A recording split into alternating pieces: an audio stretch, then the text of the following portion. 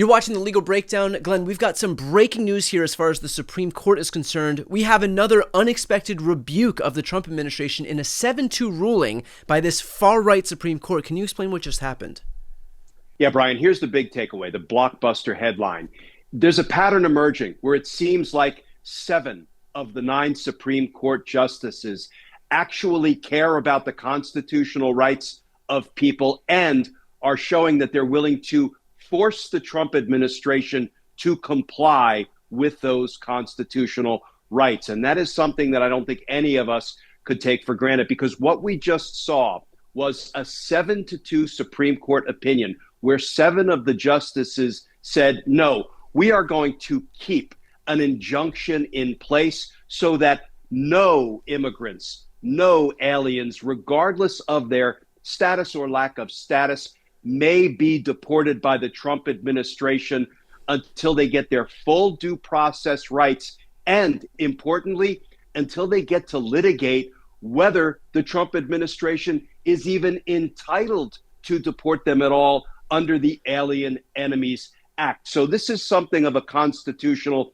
twofer for the people that the Trump administration has been trying to round up and hurry out of the country before these folks could assert their constitutional and statutory rights in court. So this is a really big win. And most importantly, from this old prosecutor's perspective, it is showing that a pattern is emerging of 7 justices, because there were only 2 who still were willing to say, we don't give a rat's ass. That's not exactly how they put it in their dissent. We don't care one whit about the due process constitutional rights of these immigrants, nor do we care if Donald Trump should be able to claim that we're being invaded, basically a military incursion into the United States by the country of Venezuela. We don't care about any of it. Who were those 2 justices? Not hard to figure out. It was Justice Alito.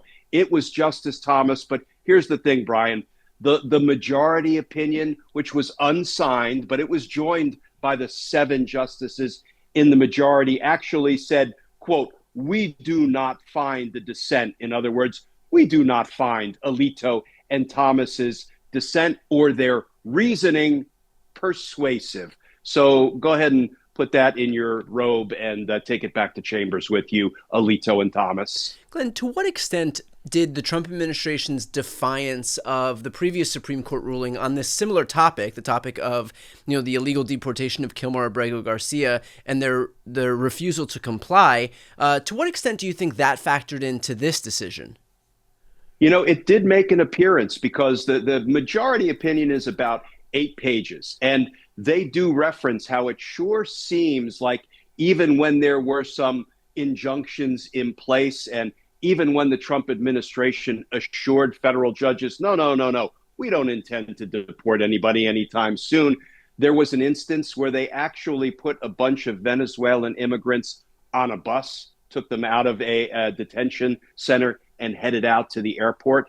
And, in the dead of night, the Supreme Court had to put a stop to that. And what we know is those buses turned around after they passed the airport exit. This was down in Texas, and returned those immigrants to the detention facility. So you can't really take the Trump administration at its word. But here is one of my favorite aspects of this ruling, the majority opinion. They actually say, and let me quote from it. They say, the government said, meaning the Trump administration said, it's, quote, unable to provide for the return of an individual deported in error to a prison in El Salvador. That's Abrego Garcia. This means the detainees' interests are particularly weighty. And the beauty of that, Brian?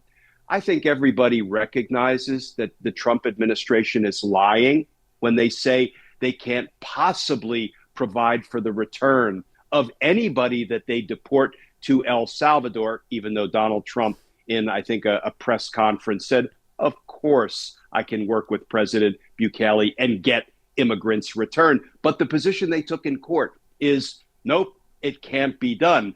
So the Supreme Court used that lie and threw it back in the Trump administration's face and said, well, if you're representing that you can't possibly bring anybody back who you admit you wrongfully deported, then guess what?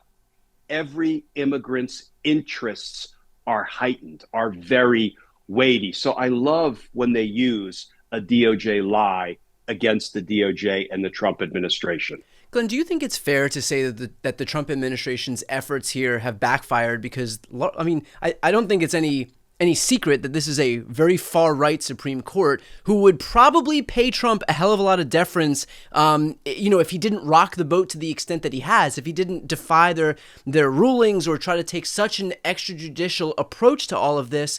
He really could have just coasted along. I mean, these are people who will create out of whole cloth provisions of the Constitution to protect him that don't exist, while ignoring provisions of the Constitution that do exist, again, in order to protect him.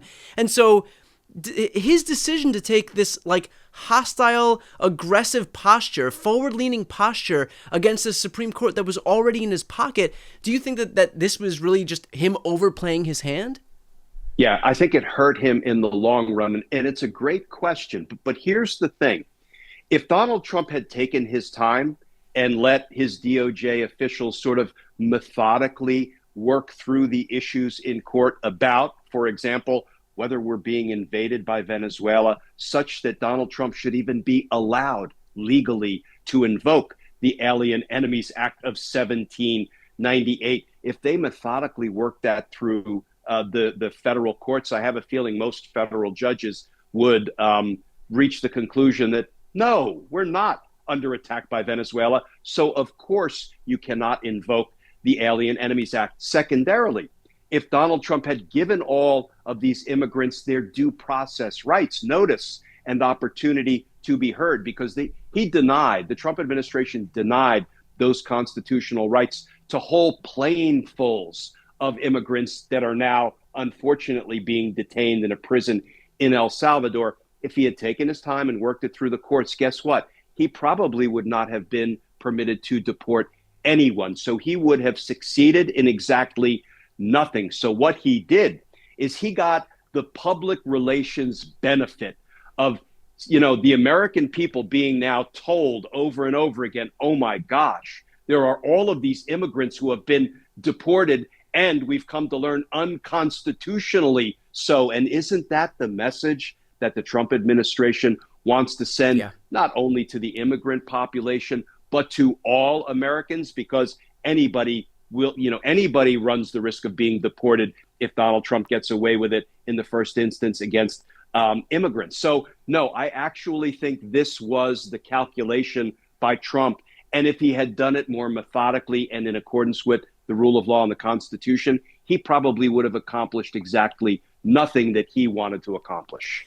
Is there any atmospheric consequence for Trump as it relates to the Supreme Court by again taking this hostile, forward-leaning posture against the justices here? Could this have some impact in other rulings if they see that they're dealing with a president who has previously defied them as it relates to other matters?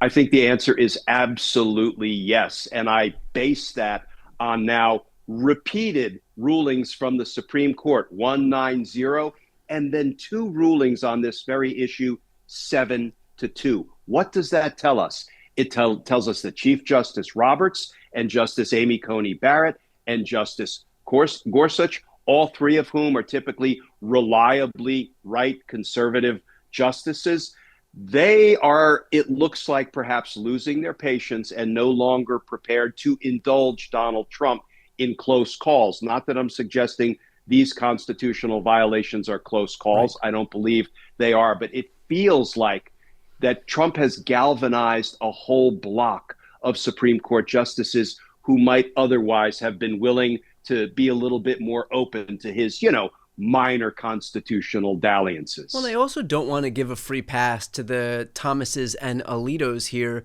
who see this stuff that is so egregious, so far right, so, again, illegal, unconstitutional, extrajudicial, that even Brett Kavanaugh and Amy Coney Barrett and John Roberts and Neil Gorsuch are seeing this stuff and saying, no, I can't sign my name onto this stuff. People who Donald Trump himself appointed.